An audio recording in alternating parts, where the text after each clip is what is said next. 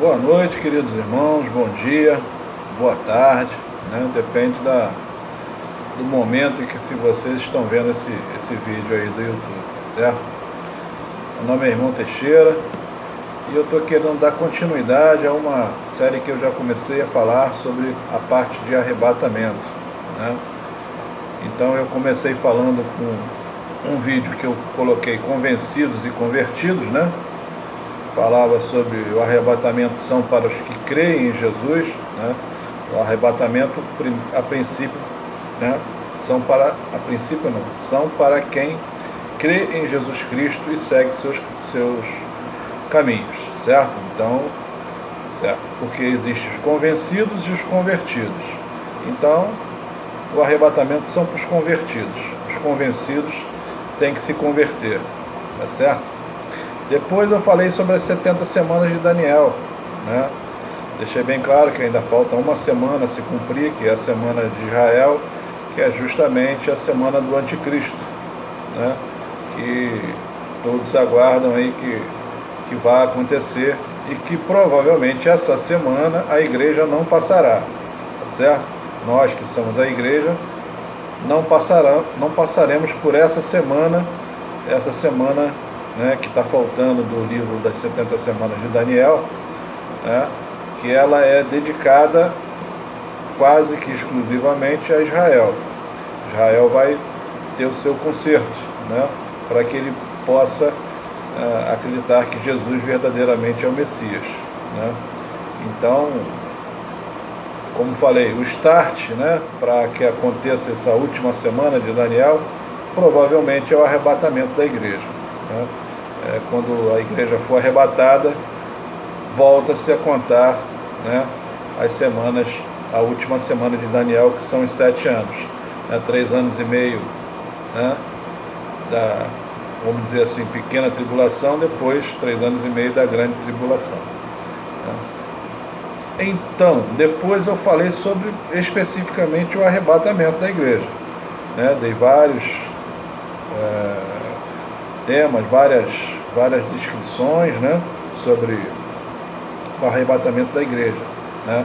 O que é o arrebatamento? É um conceito, um termo escatológico cristão, utilizado por muitos cristãos de várias confissões, denominações e ministérios, referindo-se biblicamente ao anunciado evento inicial dos fins dos tempos, no qual os seguidores de Cristo, os então vivos e os já mortos, ambos selados com o Espírito Santo por Deus, subirão para o céu ao encontro do Senhor Jesus Cristo nos ares, né? Então, esse arrebatamento nós encontraremos com Jesus nos ares, certo? Aqueles que já morreram e aqueles que estiverem vivos naquele momento serão transformados, certo? Encontramos com Jesus Cristo no ar. Então, essa não é a segunda vinda de Jesus, certo? Deixar isso bem claro. Essa nós, cristãos, que somos salvos em Cristo Jesus, encontraremos com Jesus nos ares, tá certo? Mas hoje eu quero comentar, né, sobre Apocalipse, sobre o livro do Apocalipse. É claro que eu não vou entrar em detalhes de coisa, porque levaria muito tempo, mas eu quero comentar sobre o livro de Apocalipse, né? Como foi escrito, por que foi escrito, né? Entrar em alguns pormenores, mas decifrando para vocês o conteúdo, não falando diretamente item por item, coisas por coisa, porque não dá tempo, tá certo? Eu tenho muito pouco tempo para falar sobre isso aqui, senão fica uma coisa muito chata, tá certo? Então, lá em Apocalipse 22:7 está escrito assim: Eis que presto venho, bem-aventurado aquele que guarda as palavras da profecia deste livro. Então, esse livro é profético, é um livro profético, né? A gente vai ver no decorrer do que eu vou comentar aqui. Ele é muito parecido com o livro de Daniel, né? Com alguns capítulos do livro de Daniel. Ele é muito idêntico, né? E vem falar sobre os acontecimentos. Esse livro foi colocado, né, até porque já tinha se passado um período, né, na época dos apóstolos, e todo mundo pensava que Jesus vinha rapidamente, que viria para aquela geração ainda.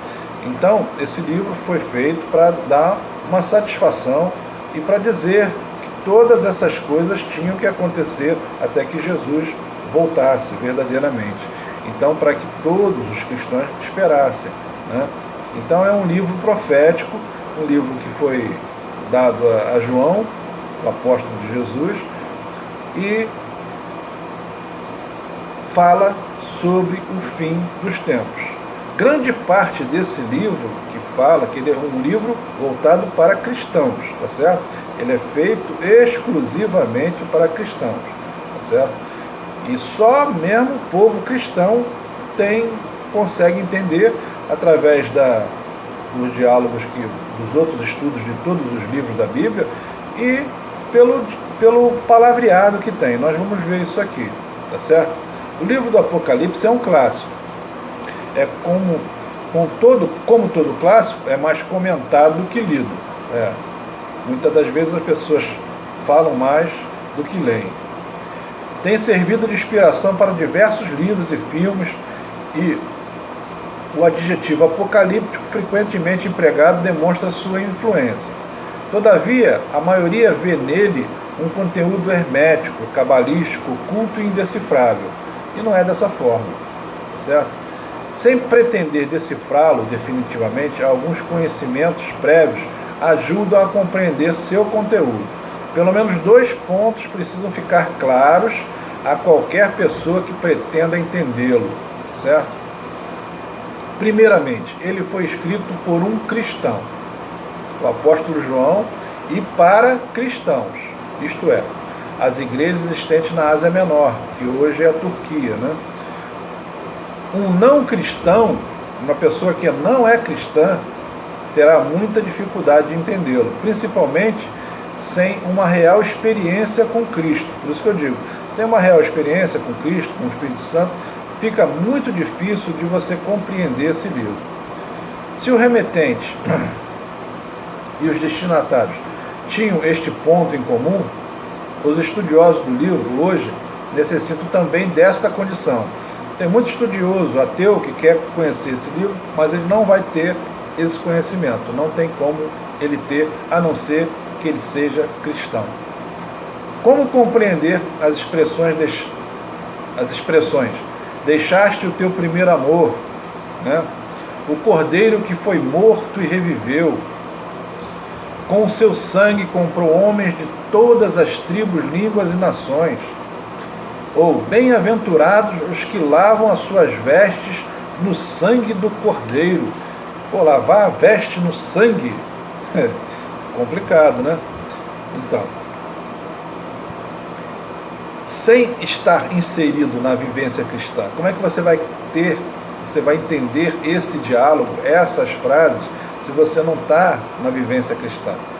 As tentativas não cristãs de compreender o livro têm resultado em desânimo, quando não em confusão. Isso é verdade. Tentativa de aplicar simbolismo não cristão ao Apocalipse vão resultar em nada. Não vai resultar em nada, que vai ficar sem entendimento. Não se pode tirar o livro de seu contexto histórico, né? Como eu tinha falado antes. Ele foi escrito por João naquele contexto histórico ali. O segundo ponto a ser levado em conta é que Apocalipse faz parte de um conjunto maior, que são as Escrituras Sagradas, composta pelo Antigo Testamento e o Novo Testamento. Quer vê-lo como um livro isolado de todo o resto, será improdutivo. Não tem como. Ele está conjugado junto com os outros livros, né? Para termos ideia, em seus poucos mais de 400 versículos, existem 276 referências a diversos livros do Antigo Testamento. Na verdade, ele repete profecias e visões que já mencionadas pelos profetas hebreus muitos séculos antes, além de toda a cosmologia e fraseologia em comum com os demais livros do Novo Testamento. A morte vicária de Cristo, ele fala praticamente, né? A morte vicária de Cristo, a redenção pelo seu sangue, o retorno de Cristo, a ira divina, a realidade da ação demoníaca, a ressurreição física, o galardão dos salvos, né, a soberania de Deus e muitos outros temas faziam parte dos textos canônicos. Por isso, não basta conhecer o Apocalipse, é preciso conhecer a Bíblia toda. Fixado esses dois pontos, arriscamos um resumo que norteará as pesquisas posteriores. Precisamos seguir o curso do livro passo a passo e identificar o seu conteúdo, certo? Então, vamos lá, vamos para o resumo do livro. O primeiro capítulo é uma apresentação do autor de sua condição, suas condições quando recebeu a ordem para escrever, acompanhada de uma visão de Jesus Cristo, agora em seu estado de glória. No segundo e no terceiro capítulo temos 7 cartas, cada uma delas destinadas a uma igreja específica, localizada em uma cidade asiática. As cidades eram Éfeso, Esmirna, Pérgamo, Tiátira, Sardes, Filadélfia e Laodiceia.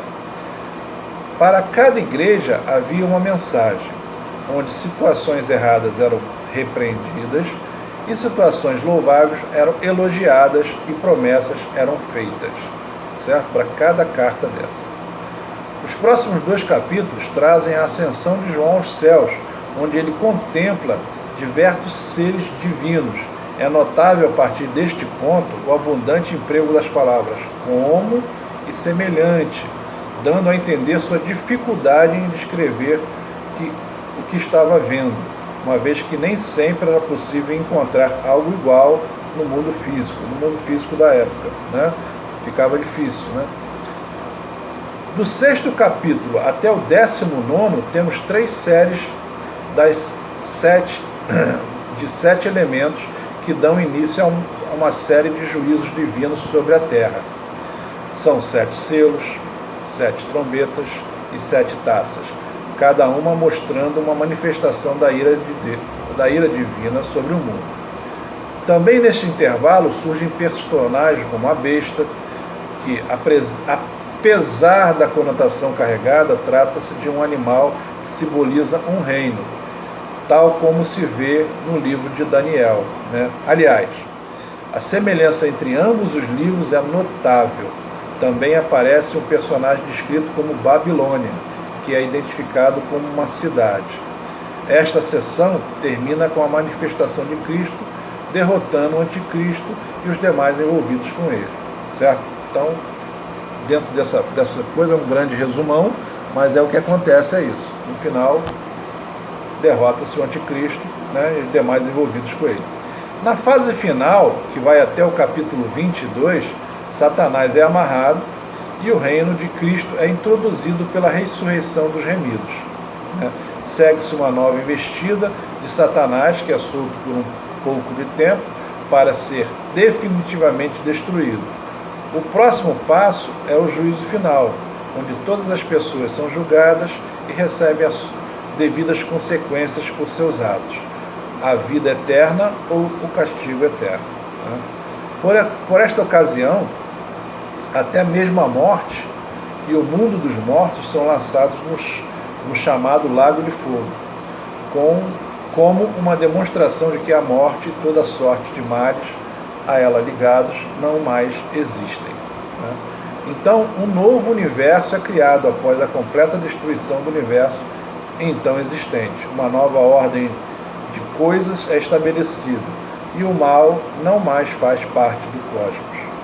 O livro se encerra com uma advertência aos seus leitores da brevidade das coisas nele descritas e uma ordem para que seu conteúdo não seja modificado. A vinda de Cristo está breve para determinar todas essas coisas. Se outros livros da Escritura requerem todo um trabalho de pesquisa para uma compreensão clara e exata, o Apocalipse com certeza vai requerer um esforço ainda maior, devido a seu tom fortemente profético e simbólico.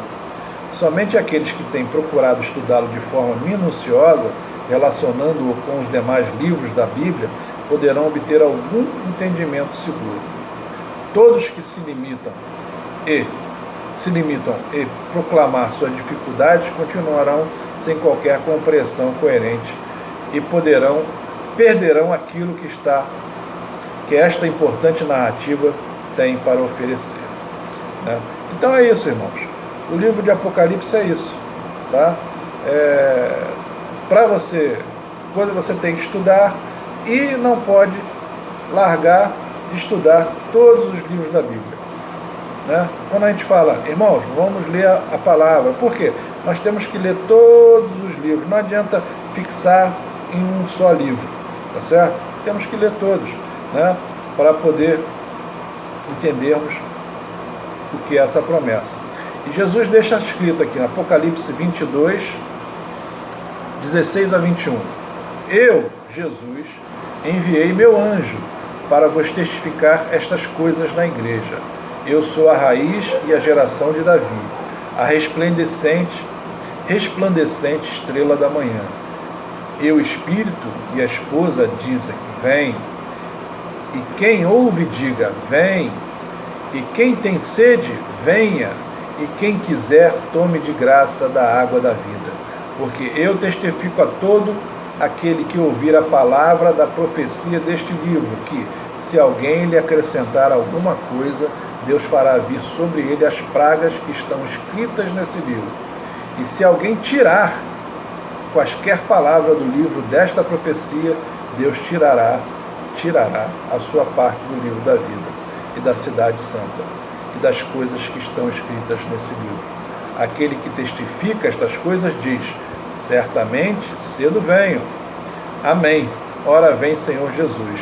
A graça do nosso Senhor Jesus Cristo seja com todos nós. Amém. Apocalipse 22, 16 a 21. Bom, gente, é isso, né? Para encerrar, eu queria falar sobre essa parte do livro de Apocalipse, né? Mas que nós temos que entender, né? Que grande parte do que acontece aqui, nós, igreja cristã, salva em Cristo Jesus, não passará, mas está ali para testificar e para mostrar, né? Porque muitos ainda virão da grande tribulação a se juntar com a igreja, tá certo? Então, irmãos, é isso. Essa parte que eu queria deixar para vocês, nessa série que eu falei, né? Eu queria que os irmãos acompanhassem lá no YouTube, dessem um joinha, né? E visse as outras, né? Convencido e convertido, 70 semanas de Daniel, arrebatamento, e eu vou colocar esse agora, né? O Apocalipse, né? Para a gente encerrar essa parte sobre o arrebatamento da igreja, sobre, né, o que acontecerá no final. Muito obrigado a todos, e depois eu vou continuar dando outros estudos. Tem vários estudos lá na minha página. Quem quiser acessar, fica à vontade. Deus abençoe vocês e que isso seja tudo para a honra e glória do nosso Senhor Jesus Cristo. Tá bom? Obrigado aí, fica na paz. Deus abençoe.